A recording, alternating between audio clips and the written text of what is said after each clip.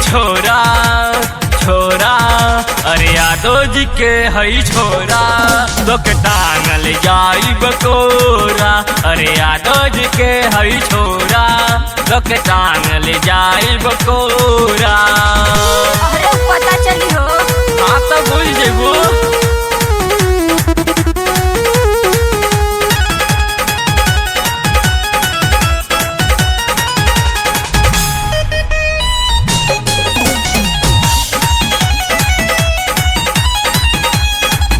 आजमगढ़ गाजीपुर के फीका कोई पानी, यही जैसे न सैले बिना जईबू न रानी।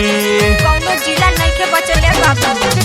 आजमगढ़ गाजीपुर के फीका कोई पानी, यही जैसे न सैले बिना जईबू न रानी। अरे कर बात कितना जोरी जोरा। अरे यादव जी के हई छोरा छोरा, अरे यादव जी के हई छोरा, तो के टांगल जाई बकोरा। अरे यादव जी के हई छोरा, तो के टांगल जाई बकोरा।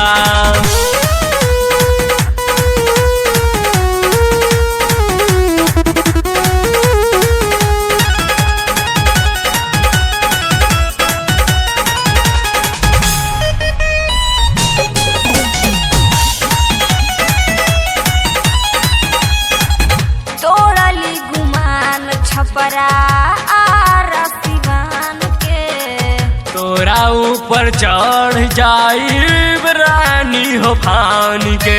अरे तोहरा ऐसन बहुत देखनी है बाबू।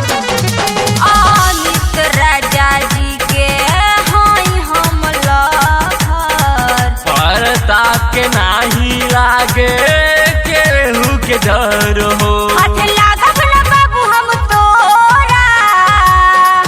अरे यादव जी के हई छोरा छोरा, अरे यादव जी के हई छोरा, तो के टांगल जाई बकोरा। अरे यादव जी के हई छोरा, तो के टांगल जाई बकोरा।